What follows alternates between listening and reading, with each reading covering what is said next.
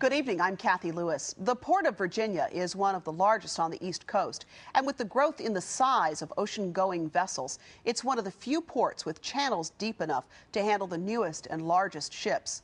Plans call for the port to handle more than twice as much cargo, with a new terminal slated for Craney Island. Lisa Godley reports that with ships coming and going all the time, keeping the port secure is a serious enterprise with profound implications. If it's an item you need to work, play, or survive, it probably comes through the Port of Virginia. But with so many containers being brought into this country through the port, it should be no surprise that security here is tight, and having the most advanced security equipment is crucial. This state-of-the-art radiation truck scans boxes that are tagged suspicious. The machine provides Customs and Border Protection, or CBP, officers with an instant X-ray of what's inside the container. We have to balance the enforcement aspects of our job with the moving of trade. I mean, in our opinion, if we choke trade off completely because of our security procedures, the terrorists are winning because they've said they want to damage our economy. In this case, we can take an X-ray image of what's inside the container and then make a determination about whether we want to open that container and do a more in-depth examination. The port has 2 of these large vehicles to allow CBP officers to do more security scans. But before suspicious containers even make it into this country, there's another layer of protection that was put in place not too long ago. It's an enforcement strategy called the 24-hour rule. It allows CBP officers to look at the paperwork on a container before it ever leaves a foreign port. Officers can then ask a carrier not to load the container onto a ship if they feel it poses a high threat. These containers did not reach that high threat level and were given the okay to load, but officers noted that they still wanted to take a closer look at them once they arrived in the United States. Since 9/11, the entire mission of Customs and Border Protection officers has changed, from checking containers for trade violations and narcotics to looking for terrorists and terrorist weapons. It has cost the Port Authority and the federal government more than $20 million to enhance security here. Half of that has been in things like video camera equipment, computer centers, and increased patrols. We're one of the few ports in the nation that has 100% sworn officers. We have kind of the best group that you can have providing security on the terminal itself. And we check for the integrity of the cargo itself, ensuring is that it's properly sealed. The only port in the nation to ensure 100% seals. We ensure that the cargo is manifested properly to that trucking company. The only port authority in the nation to do that. Our efforts to date have resulted in 0 theft. That's not true in other nations' ports. The port also spends a lot of time looking at who's bringing in the cargo. They carefully check IDs to make sure crew members, as well as truck drivers, have proper identification or appropriate visas. Starting in January of 2009, another layer will be added to better identify who's coming and going. Everyone from drivers to vendors will be required to have the new federal ID badges. The new Transportation Worker Identification Credential, also known as TWIC, must be presented before any port worker is granted unescorted access to secure areas. It will guarantee that the person possessing it has received a thorough background check and is not a security threat. These are just some of the measures that port security could discuss with us, measures that must be in place to ensure that one of the nation's fastest growing ports is not at risk. For What Matters, I'm Lisa Godley. And joining us tonight to talk about port security, the man who heads up Port Security and Emergency Operations for the Virginia Port, Ed Merkel. And Delegate Joe Bouchard also joins us tonight from the 83rd District. His experience as commanding officer of the Norfolk Naval Base was the foundation for his specialty in Homeland Security. Welcome to both of you, and thanks for being here tonight. Thank you. Thank you. You know, I look at that gorgeous port, and it's an amazing economic engine. And then I think back to a couple of weeks ago when we had this dreadful news out of Mumbai and the terrible tragedy there.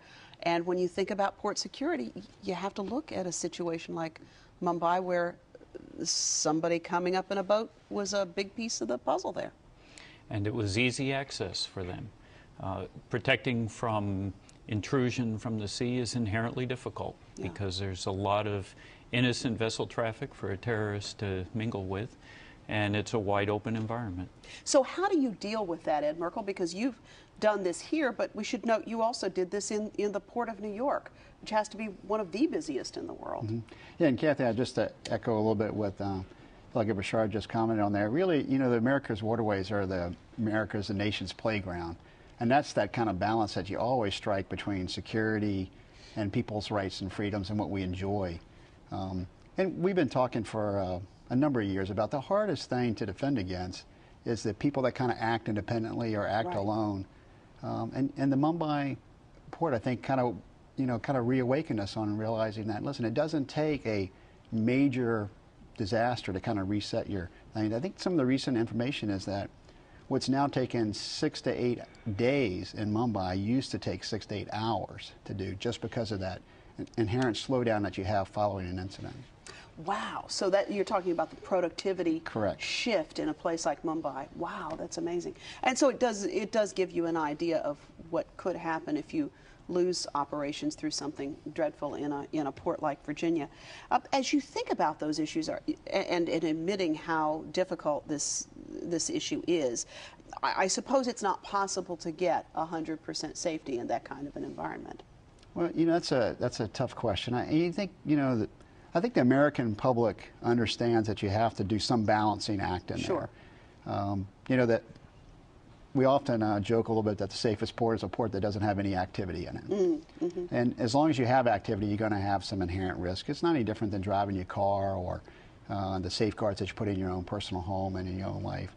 I think so. I think that the American public understands that we have to strike a reasonable economic benefit out of security. And boy, when you talk about economic benefit, that's really, in many respects, the story of the Virginia Port Authority. So it is a key driver that we have to have some level of balance there around.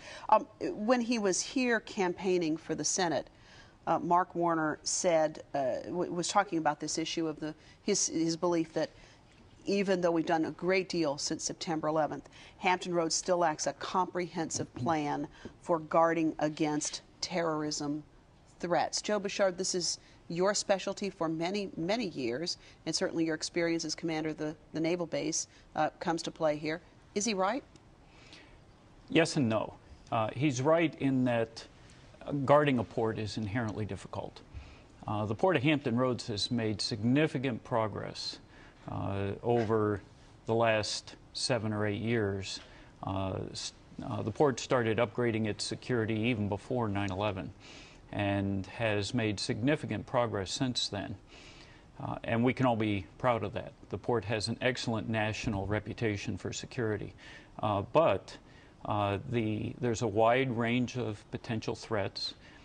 Terrorists are very innovative, trying new approaches all the time.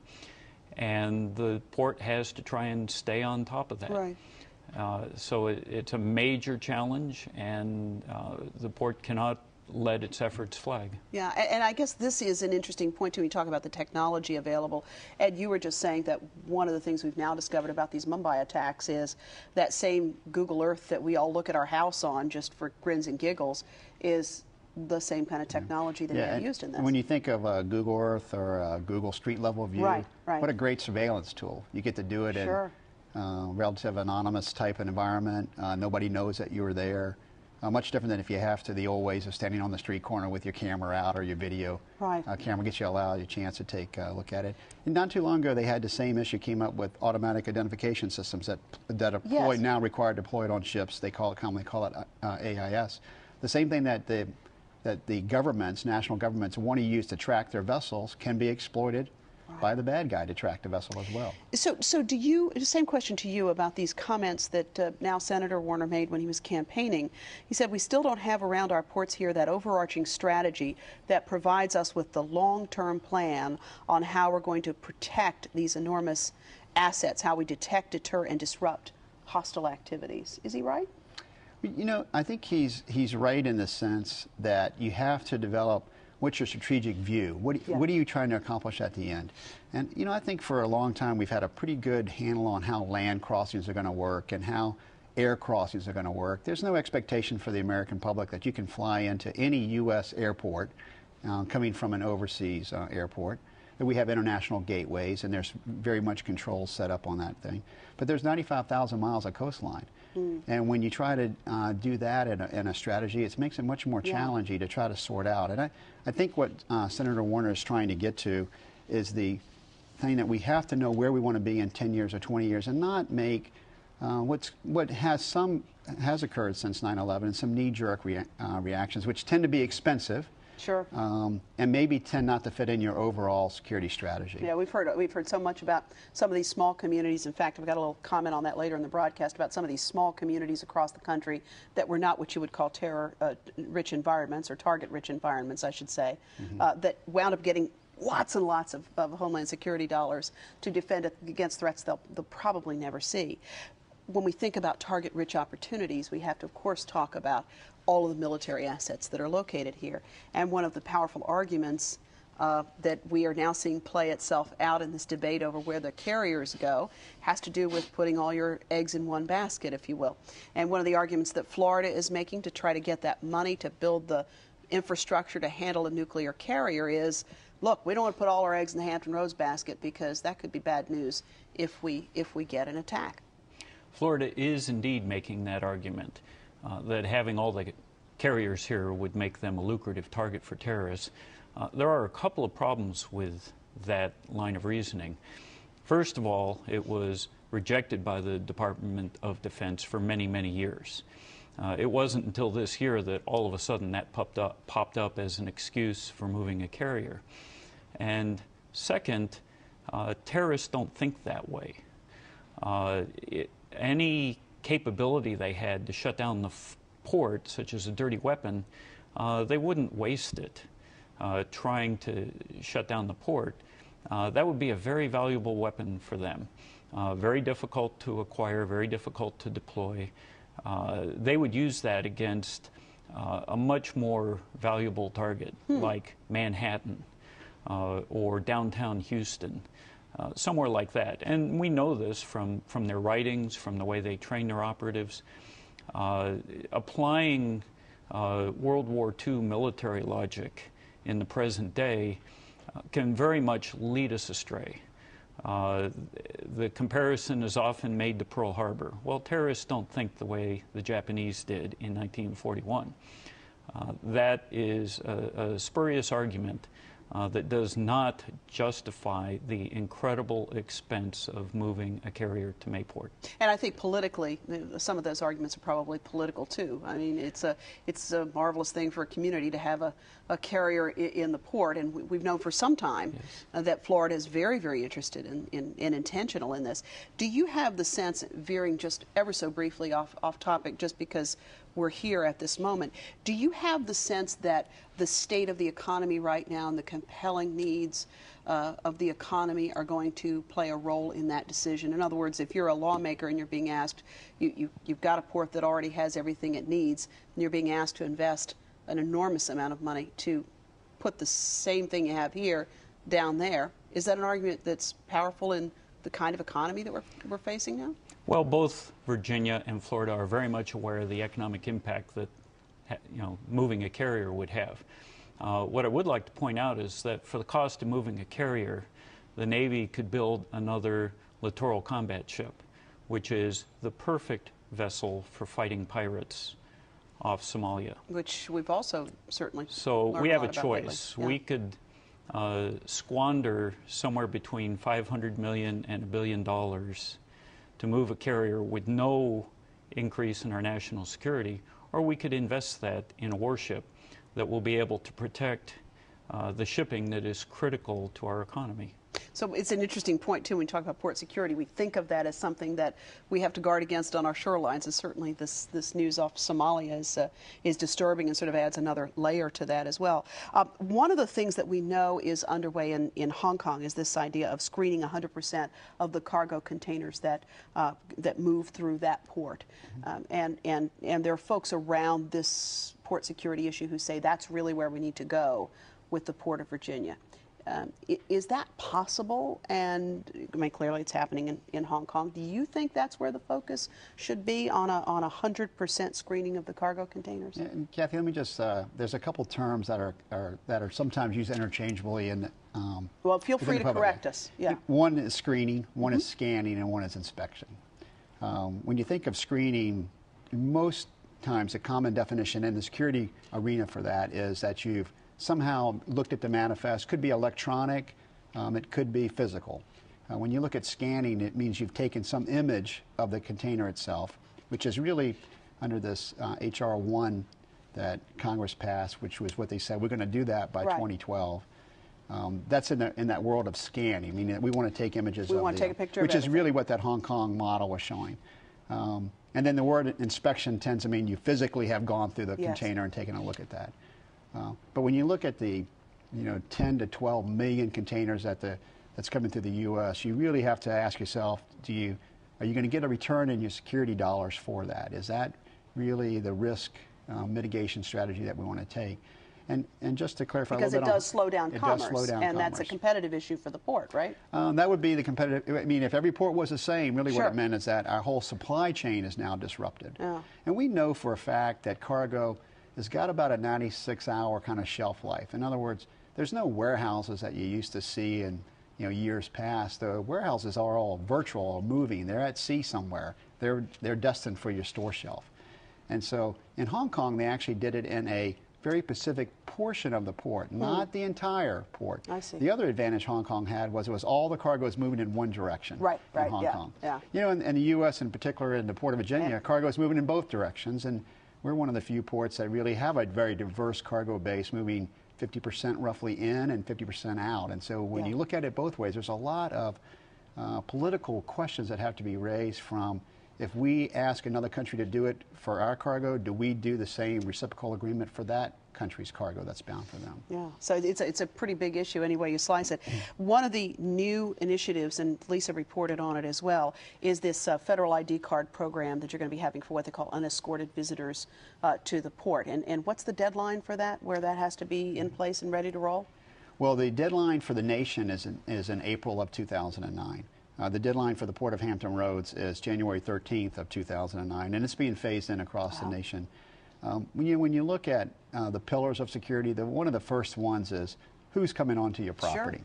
Sure. And we never had the ability to have access to some of what would be considered the federal databases, the terrorist watch list, immigrations checks, those kind of things that you don't have as a state or local government. You just do not have access to. And I think we should be. I guess I was thinking about from a security. I could understand on some levels, but if we're talking about security, but then you think about all the constitutional issues, and it's a good point. Yeah. Right. Yeah, and I think if you look at what we're trying to accomplish with the TWIC, and it's over 7 years past 9/11, we really should take a look at it as a nation and say, is that a good thing that's taken us 7 years to get to a credential? It's been a very much of a challenge. There's a lot of complexity surrounding it, and I'm not going to try to understate the problem. I mean, we're clearly trying to do an immigrations check, we're doing terrorist watch list checks, and we're doing background checks. And that's not easy, and you've got to decide what is appropriate for who can gain access, and it all comes down to people in the end on this. So it sounds like the system and the way we have it set up is not flexible enough necessarily to respond to the changing realities on the ground. If you say it's taken 7 years to institute a post 9/11 or an in the wake of 9/11 strategy, is the system flexible enough, and is that a process perhaps of where it's reporting? Is that a Homeland Security function? What is that about? Well, having a uniform identification system for workers in the transportation industry is a great concept. The problem TWIC has had is a lot of management problems. Yeah. The program is years behind schedule, at least according to what the original plan was. It's turning out to be a lot more expensive than had been predicted. The agency that is responsible for managing the program, the Transportation Security Administration, has not been stellar in their management of the program. I think they lost 1,500 applications out of the Port of Long Beach or something like that. Yeah. And I don't want to name names, but the contractors they hired have had issues as well. So there are some serious management concerns with the program. You don't sound like a fan of TSA. Not really. Yeah. Not really. TSA, from the day it was established, should have remained focused on airline security. One of the challenges that TSA has is the very broad scope of its responsibility, encompassing all transportation, including port security, at least on the credentialing side. And I think both of you share that concern that, if I'm not mistaken, that ports just haven't gotten the attention that that airports have. Is that correct? Well, you know, that's true, Kathy. Yeah. I mean, if you think about what resulted in 9/11, that kind of forces you down a model. The first thing you have to take action on is airline security. That's how the incident occurred, and that's what the action you have to take. But I don't think we can't lose sight of the fact that we have to worry about our land crossings. We still have crossings that are blocked at night using orange cones. We still have a lot of miles to take care of in the coastline. We have to work through how we want to safeguard our public, at the same time allow them freedom and access to it. Yeah, small boat licensing, there's all kind of questions that we have yet to grapple with to really do security strategically in the long run. And it took a long time to get this region recognized as one region, just for the Department of Homeland Security, which was astounding to me to look at. I just don't know how you can look at a map and not figure out that this would be something that one ought to think of collectively, even though we have a problem with that ourselves from time to time. Well, for years, the Department of Homeland Security on the land side of Hampton Roads viewed us as 16 independent communities. And even the harbor, no one who works in the maritime industry here would consider Hampton Roads to be a collection of little ports. It's all one port. Sure. The Port Authority is certainly integrating the port, and that's been true for years now, but that was not recognized by the Department of Homeland Security. For years, they did not treat Hampton Roads as one port. Now, with a lot of hard work by many individuals, including Ed, the governor, our congressional delegation, we've been able to correct that. But it does make you wonder why it took so long to do that. I mean, to me, that's a pretty obvious thing. Well, they didn't understand the region. Yeah. Hampton Roads is different from a lot of major urban areas in that we don't have a single big city that everyone else clusters around. Yeah.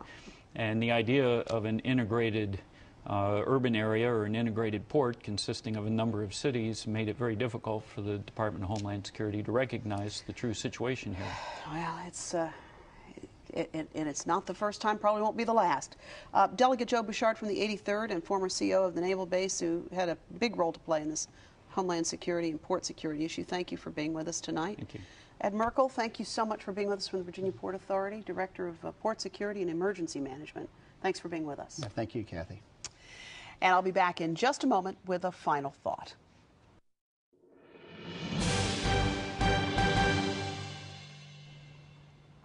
There are lots of great arguments for working together, but few I can think of with more implications than regional security. Some years back, this region, with its unparalleled number of military assets and its 1.5 million people, got in line behind communities far smaller for Homeland Security grants. I don't know about you, but I have been to Zanesville, Ohio, and I really cannot imagine that it has a need for a radiation detector or a nerve agent test kit. I've flown into the Grand Forks, North Dakota airport, and although my visit was short, I could see no compelling need for a semi-armored van and decontamination tents. Communities like these were getting such grants in part because the feds were looking at Hampton Roads as 17 separate cities, as we sometimes do ourselves from time to time, and considering their grant requests accordingly. Well, Delegate Joe Bouchard, whom you've met earlier in this program, worked hard to change that, working behind the scenes to be sure that DHS recognized Hampton Roads as one region with multiple military installations so that our security needs came a little higher in the pecking order than, say, Outagamie County, Wisconsin, which got $500,000 to buy a bunch of chemical suits and disaster response trailers while waiting for its bomb disposal vehicle. Getting DHS Secretary Michael Chertoff to visit Hampton Roads has been key to getting some much-needed funding to allow public safety departments across the region to talk with one another. But in these times more than ever, it'll be critical to be sure that Homeland Security dollars go where they're most needed and that ports get the same security attention we focused on airports and borders. We'd like to hear from you on this or any other issue. You can write to us at 5200 Hampton Boulevard, Norfolk, Virginia. Call us at 889-9437 or email us at whatmatters@whro.org. You can also check out our website. That's at whatmatters.tv. That's where you can watch any of our past broadcasts. You can also subscribe to our weekly e-bit, which will give you an idea of what we're working on for Friday night. Sometimes that's a work in progress, but we do the best we can to continue the march toward a good topic for Friday night. Thanks for watching. We'll see you right here next week for another edition of What Matters.